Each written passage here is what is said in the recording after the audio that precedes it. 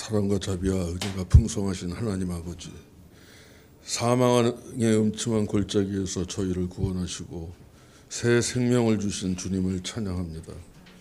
이 시간 주일 예배를 허락하시고 주님의 말씀을 들려주시니 감사합니다. 성령님, 이 시간 저희들 속에 또한 이 교회 안에 함께 하심을 기뻐하며 기도드립니다. 오직 주님만을 따라 살 수 있는 저희들이 되게 인도하여 주시옵소서. 주님께서는 저희 죄를 대신하여 십자가에서 돌아가시기까지 저희들을 사랑해 주셨습니다. 그러나 저희들은 주님의 그 높으신 사랑과 은혜를 알기에 생명이신 주님을 쫓는다고 하면서도 어둠의 영으로부터 오는 불안과 두려움, 시기와 질투와 미움으로 하루하루를 살아가는 어리석은 백성임을 고백합니다. 이 시간 또다시 하나님의 긍휼을 바라고 우리의 영혼이 주님을 바라고 그 넓은 품 안으로 피하고자 성전에 나왔습니다. 하나님 아버지, 저희들의 주님의 그 높으신 사랑과 은혜를 깨달을 수 있도록 지혜를 더하여 주시고 영의 눈을 밝게 열어 주시옵소서. 지금 이 나라는 대통령 탄핵 과정에서 발생하는 정치 소용돌이 속에서 국가를 이끌고 나가야 할 정치인들이 극한 대립하고 자기들의 정치적 이익만을 위해 온 국민을 분열시키고 있습니다. 우리 크리스천들이 나라를 위한 기도의 자리를 온전히 지키지 못했음과 영적으로 메마른 상태가 되었음을 깨닫고 깊이 회개합니다. 지금이라도 눈물로 금식하며 기도하는 자들을 일으켜 주시니 감사드립니다. 지금의 위기가 주님이 주신 기회가 될 수 있도록 인도하여 주시옵소서. 모든 분열과 다툼이 종식되게 하시고 오직 정직과 깨끗한 사회 되게 하옵소서. 모든 정치하는 자들을 위해 하나님 함께하여 주셔서 아버지 하나님을 두려워하게 하시고 역사의 주관자 되시는 하나님의 지혜와 사랑으로 행하게 하옵소서. 다음 주일 진행되는 겨울 수련회를 위해 기도합니다. 모든 일정 가운데 하나님의 충만한 이끄심을 기대합니다. 수련회를 통해 하나님의 꿈을 꾸게 하시고 모든 참가자들이 영과 진리로 임하게 하셔서 성령 안에서 하나 되어 예수님이 동행하는 시간이 되게 하시옵소서. 믿음이 회복되어지고 주님을 향한 열심이 회복되게 하시오 저희들 삶의 모든 것이 회복되게 해 주시옵소서. 영적으로 회복될 뿐만 아니라 사회적으로도 회복시켜 주셔서 평안하고 행복한 백성과 이 나라가 되게 해 주옵소서. 저희 가운데 사랑이 넘치게 하시고 모든 근심 걱정 물리치고 평안하고 기쁨이 넘치는 인생을 살아가게 인도하시옵소서. 또한 교회의 여러 비전들이 속히 이루어지게 해 주옵소서. 주님의 복된 진리의 말씀을 들고 다니엘 서시는 목사님을 성령의 능력으로 붙들어 주시옵소서. 그 말씀으로 우리의 심령과 골수를 쪼개어 회개하고 눈물 흘리며 주님을 찬양하게 하옵소서. 우리 교회의 비전에 동참하며 주님의 뜻을 펼칠 수 있는 많은 분들이 저희들과 함께할 수 있는 강한 역사가 이루어질 수 있도록 허락하여 주시옵길 바라오며 우리 주 예수 그리스도 이름으로 기도드리옵나이다. 아멘.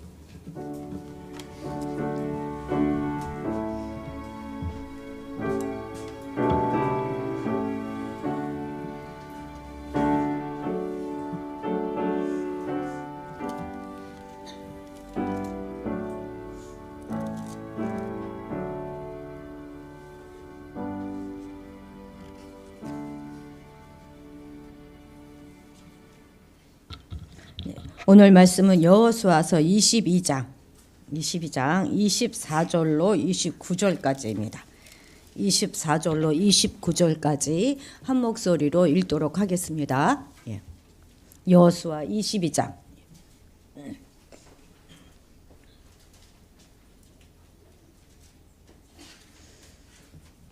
24절로 29절 한 목소리로 읽습니다. 우리가 목적이 있어서 주의하고 이같이 하였노라.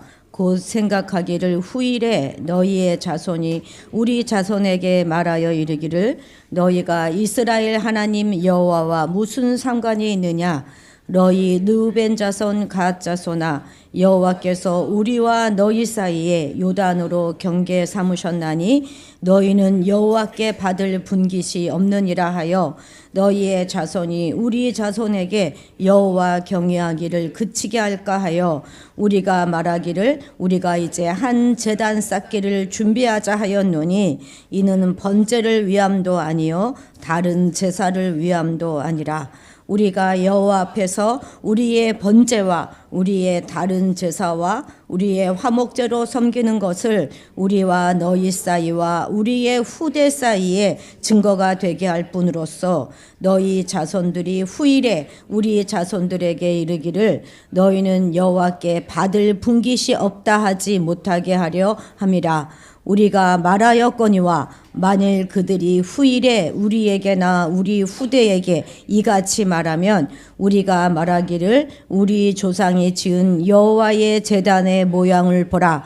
이는 번제를 위한 것도 아니요 다른 제사를 위한 것도 아니라 오직 우리와 너희 사이에 증거만 되게 할 뿐이라. 우리가 번제나 소제나 다른 제사를 위하여 우리 하나님 여호와의 성만 앞에 있는 제단 외의 제단을 쌓음으로 여호와를 거역하고 오늘 여호와를 따르는 데에서 돌아서려는 것은 결탄코 아니라 하리라. 아멘. 아멘. 자, 지금 여호수아서도 이제 막바지를 향하여 가고 있습니다.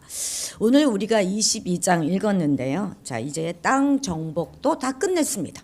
그리고 땅 부배도 다 마쳤어요. 그리고 이제 23장 24절에서 여호수아가 이제 임종을 앞두고 고별 설교를 하는 바로 그 앞에 새로운 22장이 한 에피소드를 싣고 있는 것입니다. 우리가 다 아는 바와 같이 요단 동편, 요단 가운데 이렇게 파란 게 위에가 이제 갈릴리 바다고 아래가 사해고 그죠?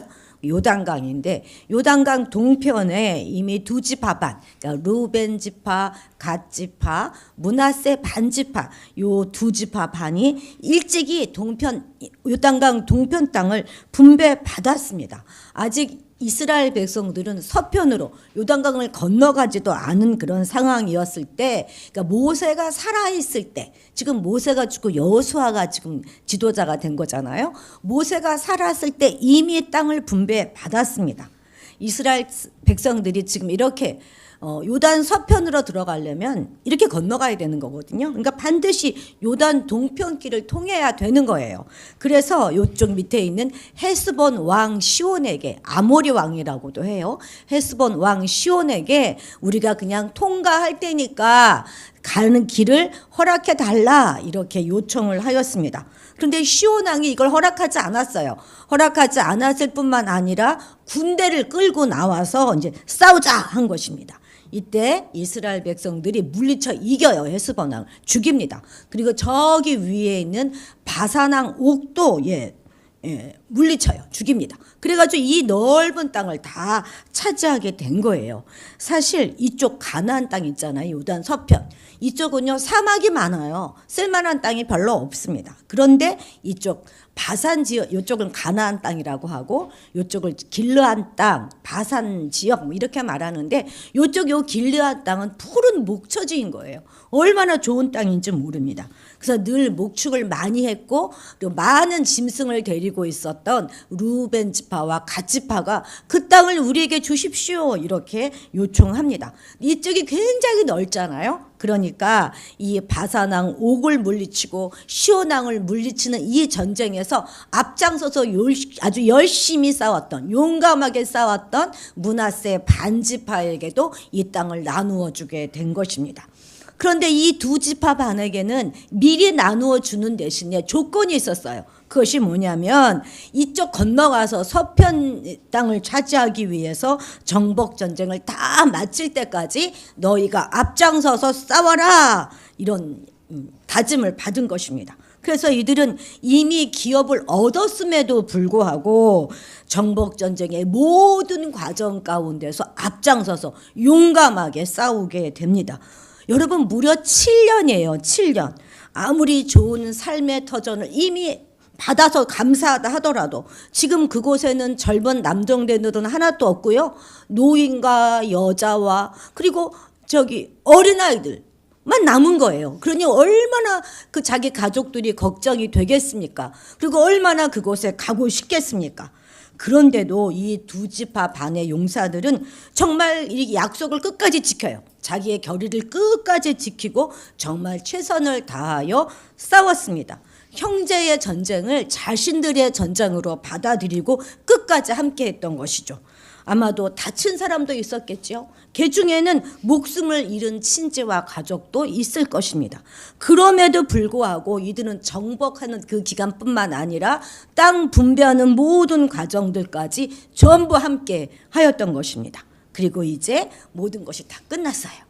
이제 드디어 집으로 돌아가게 되는 그런 시간이 되었으니 얼마나 감격적이었겠습니까? 그리고 여호수아도 돌아가는 이들을 축복하는데 축복한 것뿐만이 아니라 그동안 전쟁에서 얻었던 모든 전리품을 넉넉히 나눠줘요. 가서 형제들과 나눠라 이렇게 다 나눠줍니다. 그리고 이제 디 엔드 이랬으면 얼마나 좋았겠습니까마는 어떤 소문 하나가 이스라엘 백성들의 귀에 들리게 된 것입니다. 자, 11절 같이 읽어볼까요? 시작.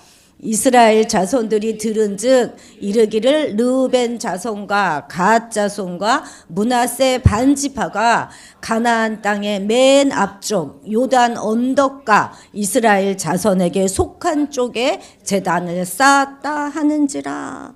어떤 소문을 들었느냐면은요, 요단강을 건너기 전에 그 가나안 땅의 맨 앞쪽에 요단 강가에 제단을 쌓았다는 것입니다. 그것도 아주 큰 제단을 쌓았다 하는 것이죠.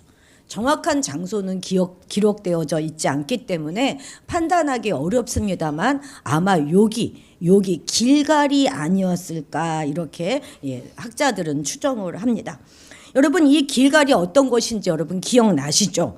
이스라엘 백성들이 요단을 건너와서 맨 먼저 여기에 머물면서 할례를 행했고 유월절을 지키고 그리고 12도를 세워서 요단강 도하 사건을 기념했던 바로 그 역사적인 장소가 바로 이 길갈입니다.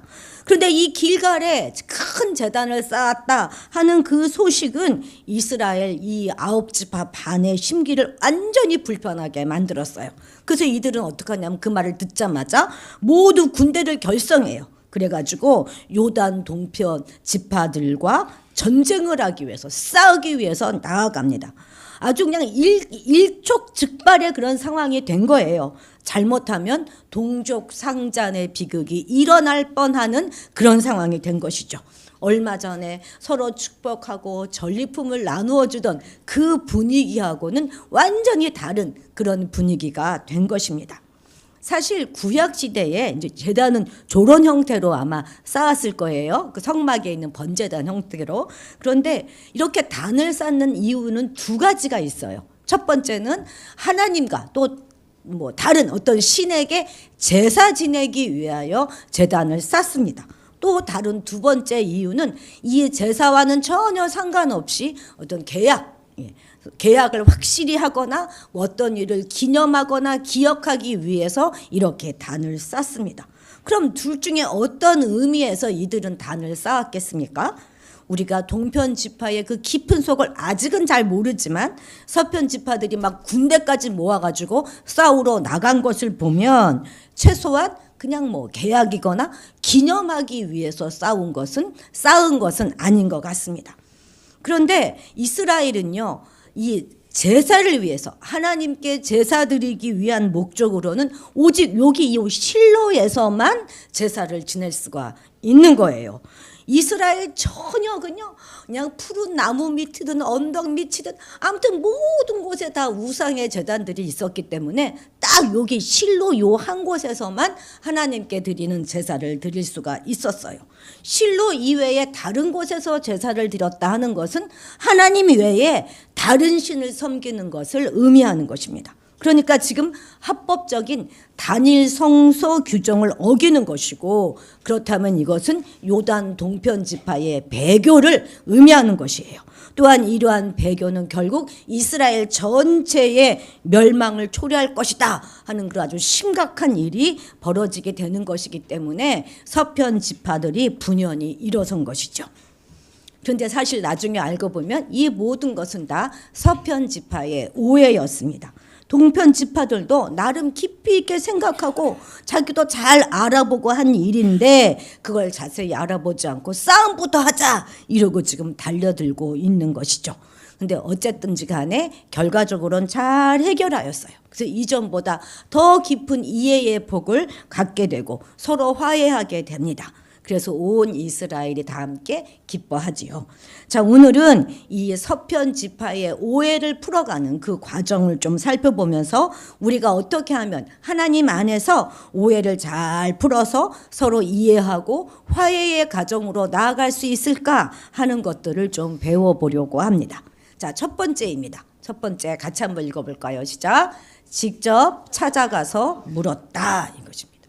이스라엘 온 회중은 대표자를 누굴 세우냐면 제사장 엘르아살의 아들 비느하스를 선정해요. 그리고 또 그와 함께 각 지파, 지금 9지파 반이 지금 요단 서편에 들어온 거잖아요. 거기서 천부장, 어이고 앞으로 갑시다. 아니 여기군요.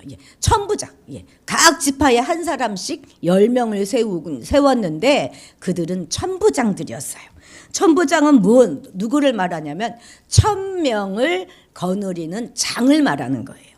그리고 이제 그러니까 산뭇 권세가 있는 사람들이죠. 그러니까 이 비느하스와 10명의 지도자들은 직접 동편 지파로 찾아가서 질문합니다. 그러니까 오해를 풀어서 모든 백성들에게 오해를 불식하게 될 지도자적 위치에 있는 사람들이 직접 발벗고 나서서 진상조사단을 만들어 가지고 파견하게 된 것이죠. 그렇습니다. 오해를 가장 빨리 해결하는 방법은요, 본인이 직접 찾아가서 아니면 그 일에 책임을 질 수 있는 자가 찾아가서 확인하는 것이 가장 빠른 방법이라는 것이죠. 자, 16절 같이 읽겠습니다. 여호와의 온 회중이 말하기를 너희가 어찌하여 이스라엘 하나님께 범죄하여 오늘 여호와를 따르는 데에서 돌아서서 너희를 위하여 제단을 쌓아 너희가 오늘 여호와께 거역하고자 하느냐. 그리고 돌려 말하지 않습니다. 넘겨짚지도 않아요. 정확하고 분명하게 질문합니다. 그리고 서로 알고 있는 역사적인 일들을 예로 들어서 이것이 얼마나 하나님이 싫어하고 하나님께 범죄하는 일인가 하는 것을 설명합니다. 먼저 17절에 보면 부활의 죄악에 대하여 이야기하고 있는데요. 이것이 무엇이냐면 광야에서 생활할 때 모세랑 같이 광야에서 생활할 때 여기 요 부활이라고 하는 이 장소에서 모압 여인들과 같이 음행을 저지르고 또 우상 숭배하였어요. 그래서 재앙이 낮아서 이스라엘 백성 중에 무려 24,000명이나 죽임을 당하게 됐던 그 끔찍한 사건에 관하여 이야기합니다. 알고 있지 않냐? 그리고 또한 20절에 보면 가장 최근에 일어났던 아간의 사건, 우리도 알잖아요. 그 아간의 사건에 대하여 이야기합니다. 하나님께 범죄하였더니 그 사건으로 아간 한 사람이 죽은 것이 아니라 이스라엘 온 회중에게 하나님이 진노하셨다. 이렇게 경험한 일들을 통해서 스스로 자신의 잘못을 깨달을 수 있도록 잘 유도하고 있는 것이죠. 이들은 자존심 내세우지 않았습니다. 지들이 와서 설명해줘. 왜 내가 찾아가? 이러지 않았다는 거예요. 먼저 찾아갔다 하는 것은 어찌 보면 내가 지고 들어갔다 하는 말이 될 수도 있는 것이거든요. 그래서 지기 싫어서 궁금한데 안 궁금한 척하는 경우가 우리도 많지 않습니까? 여러분 생각해 보세요. 하나님은 먼저 우리를 찾아오시는 분이십니다. 우리가 주의 이름을 부르기도 전에 먼저 우리를 선택하시고 불러주시는 하나님 아니십니까? 먼저 불러주시는 그 사랑을 입은 자들이 먼저 움직이는 것이 옳다고 하겠습니다. 교회는 여러 사람들이 모이는 곳이기 때문에요. 정말 천차만별이에요. 그래서 다양한 오해가 생길 수 있습니다. 성도와 성도 간에 또는 목회자와 성도 간에 생각지도 못했던 오해가 종종 일어납니다. 우리도 문제가 발생하면 직접 물어보는 것이 가장 좋지 않을까 생각해 봅니다. 근데 왜 우리가 먼저 가지 못합니까? 그것은 우리가 쓸데없이 생각이 많기 때문에 그래요. 가면 내가 지는 게 아닐까? 내가 갔는데 안 만나주면 어떡할 거야? 괜히 나만 우스운 사람 되는 거지?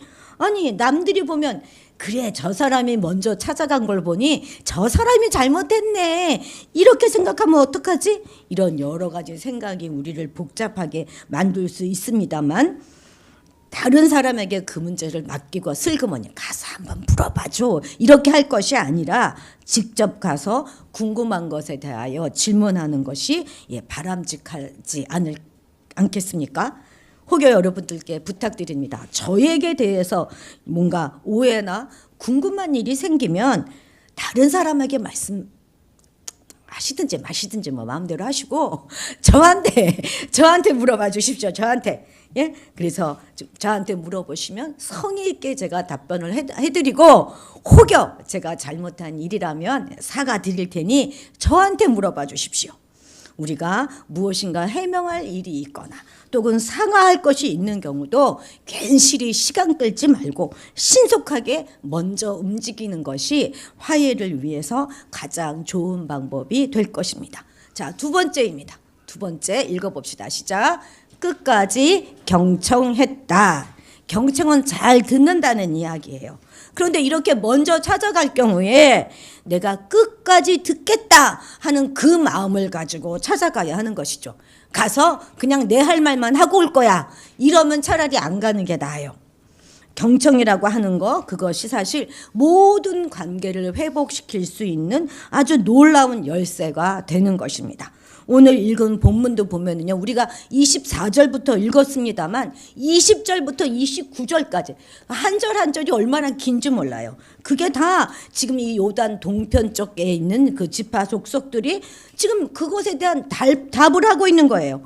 그런데 듣고 있는 서편 지파들이 아우, 왜 이렇게 말이 많어, 너무 길어, 아우 시끄러, 이러는 것이 아니라 그 긴 이야기를 다 듣습니다.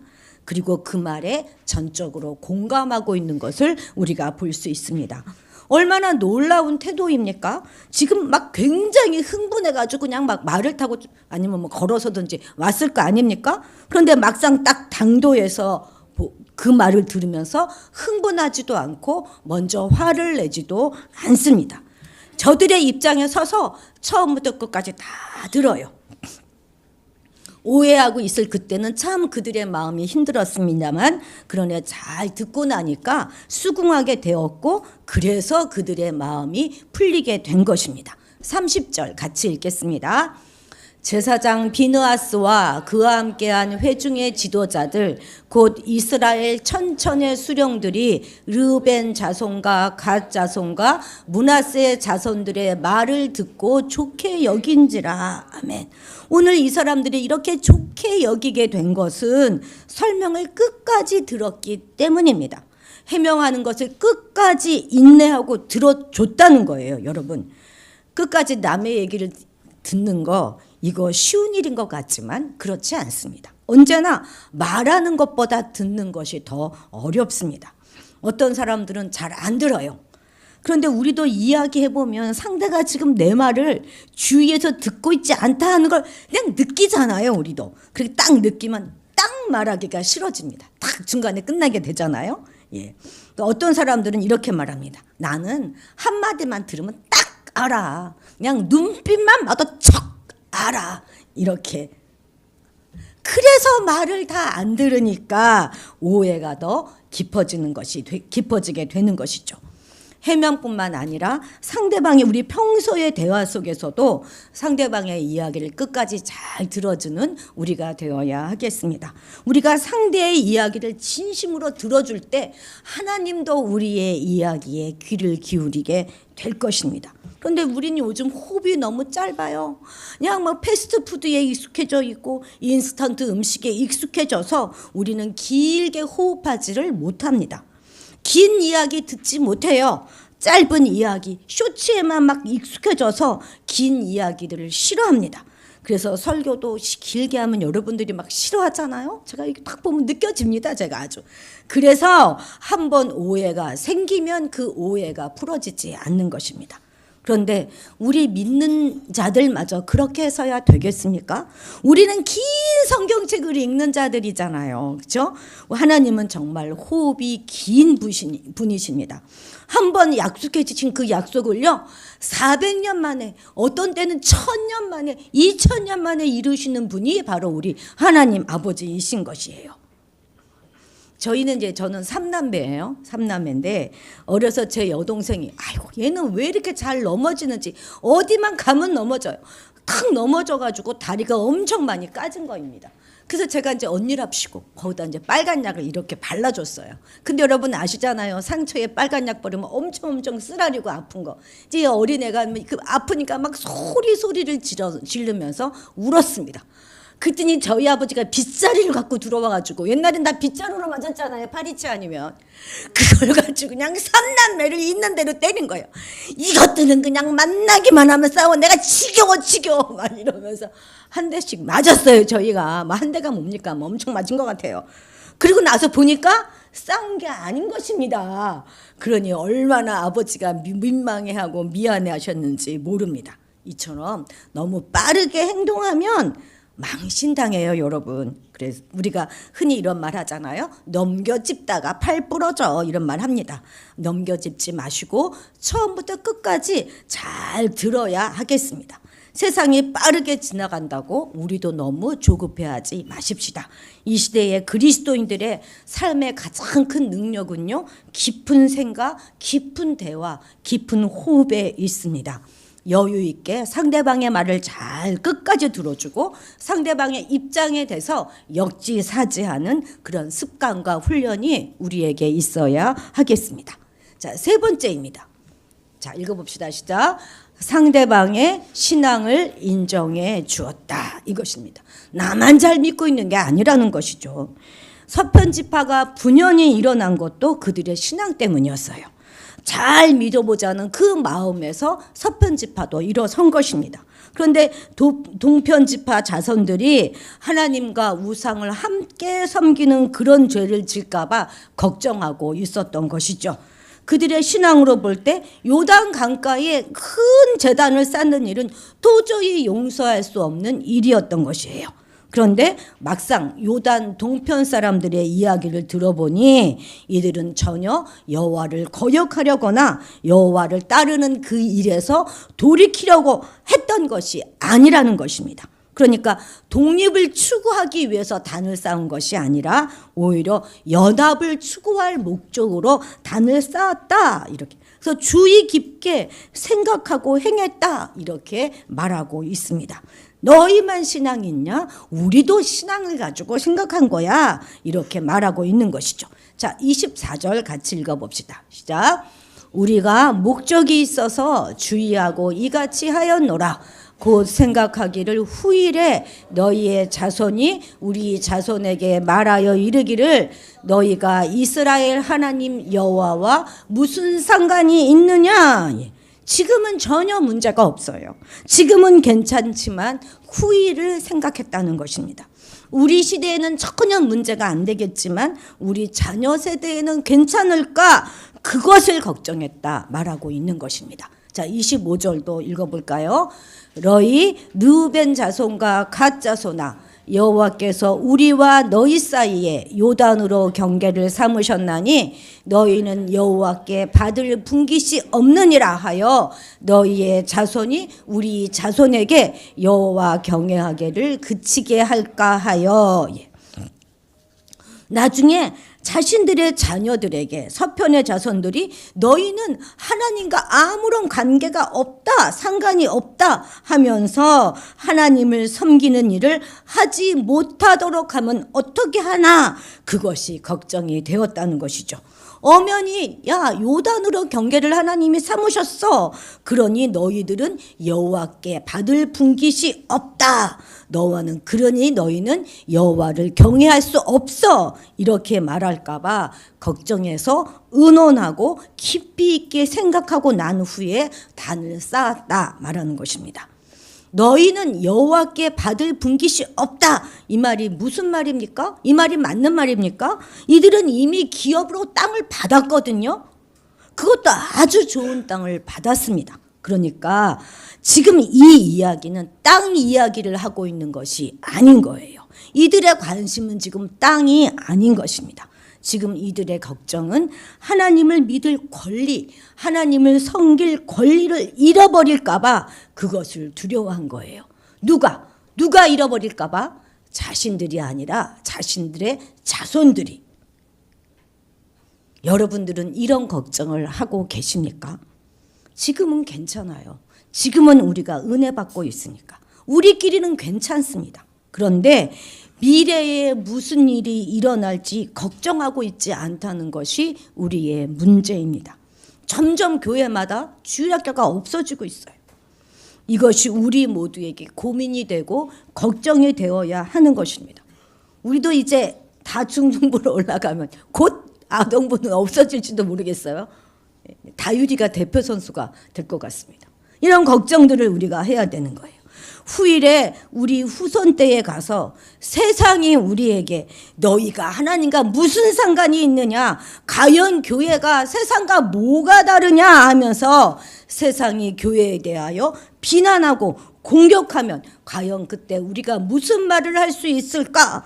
과연 그때까지 교회가 우리 후손들이 믿음을 잘 유지하고 있을까?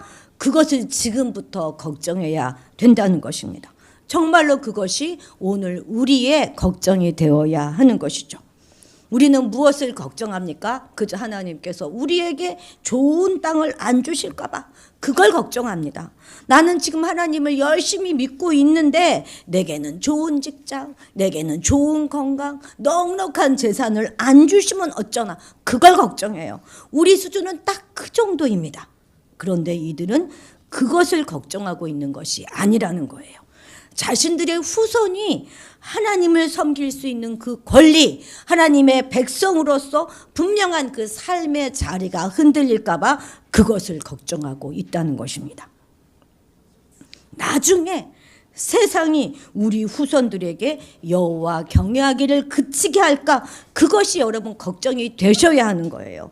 여러분의 자녀가 하나님을 버리고 세상으로 그냥 흘러 떠내려갈까 봐 그것을 우리는 걱정을 해야 하는 것입니다. 그것이 염려가 돼야 하는 거예요. 혹이라도 우리 후손이 여호와를 경외하는데 어떤 장애물이 있을까? 그것이 걱정이 되어서 지금 우리가 무엇을 해야 합니까? 하고 하나님께 묻는 자세가 바로 신앙인의 자세인 것이죠. 오늘 우리는 우리 자녀들을 위해서 극성스럽게 그들의 마음밭에 큰 재단을 쌓아주려고 안달안달하는 우리가 되어야 하는 것입니다. 그러다가 세상에 오해를 받을 수도 있겠죠.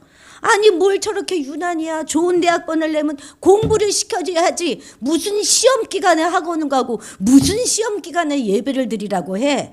이런 우리가 비난을 늘 받으며 살아갔으면 오히려 좋겠습니다.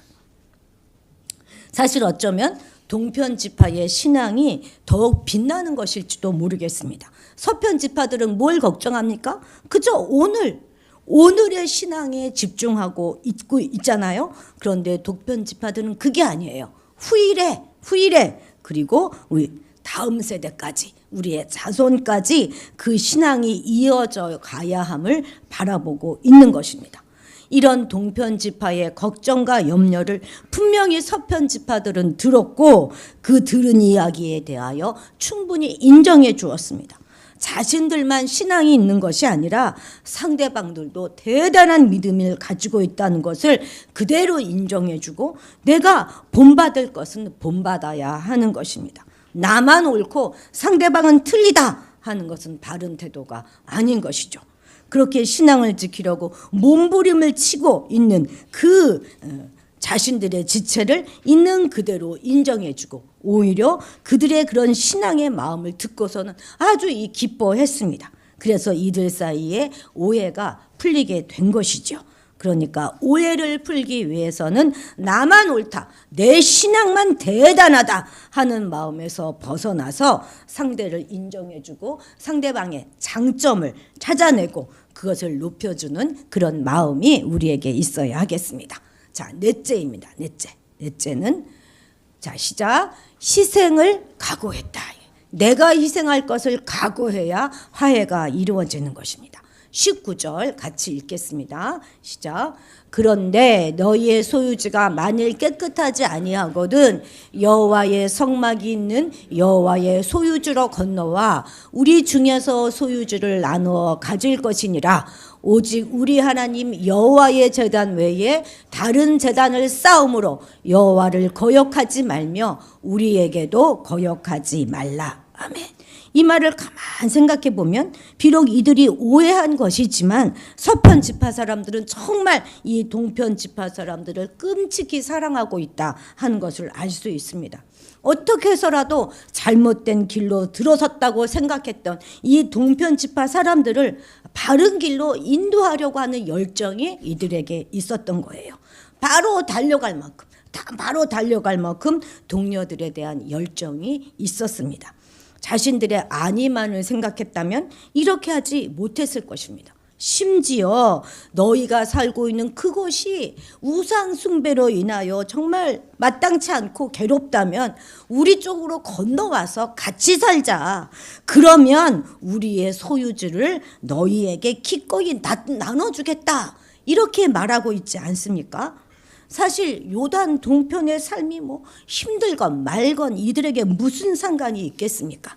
그럼에도 그들은 우리 모두가 한 공동체요, 한 몸이다 하는 분명한 의식이 있었던 것입니다. 그래서 나의 재산을 나누어 주더라도 이들을 바른 길로 인도하겠다 하는 그런 열정이 이들에게는 있었습니다.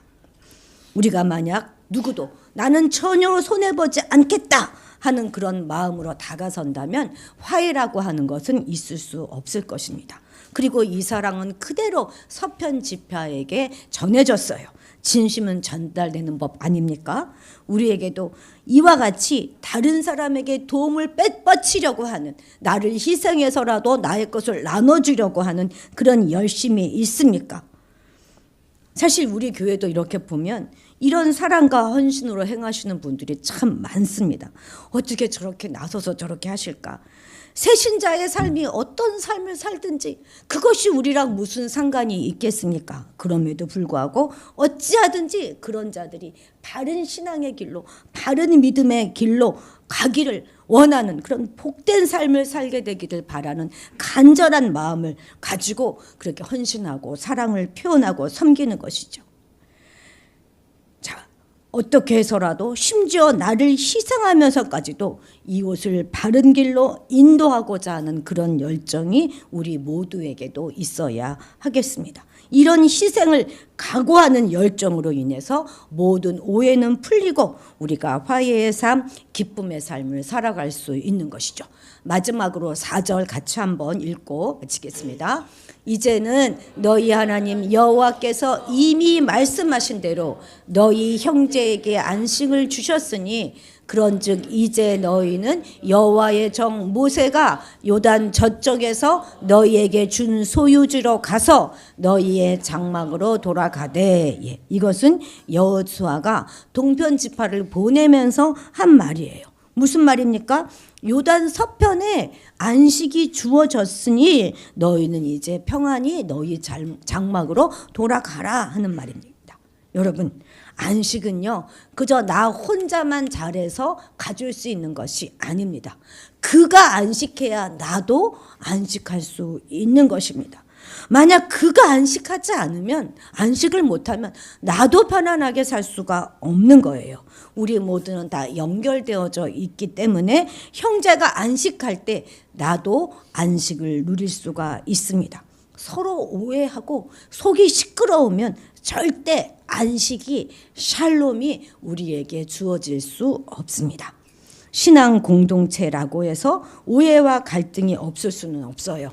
자기 중심적인 인간 집단에서는 필연적으로 오해와 갈등이 있기 마련입니다.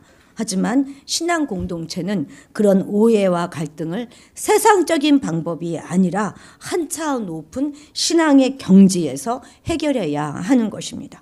그 오해와 갈등을 그냥 내버려 둘 것이 아니라 직접 찾아가서 그들의 말을 잘 경청해주고, 나만 하나님을 사랑하는 것이 아니라 상대방도 지금 믿음으로 잘 살아보려고 발버둥치고 있다 하는 그 사실을 인정해주고, 그리고 끝까지 상대에 대한 사랑의 마음을 포기하지 않고 내가 할 수 있는 희생을 끝까지 감당하는 자세를 견지할 때 우리는 참 사랑의 공동체, 화해의 공동체를 함께 세워나갈 수 있을 것입니다.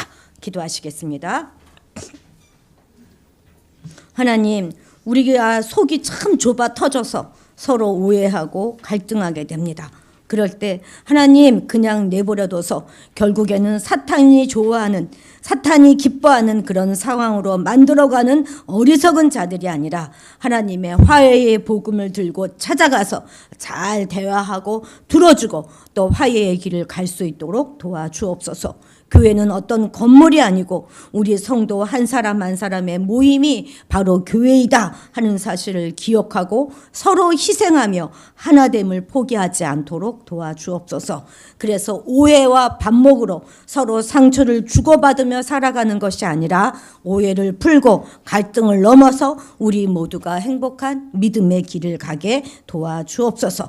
그리고 그러한 우리 부모 세대의 모습을 통해서 우리 자녀 세대들도 우리와 함께 하시는 하나님을 발견하고 그 하나님께 딱 달라붙어 살아가는 그런 믿음의 생활을 할 수 있도록 도와주옵소서.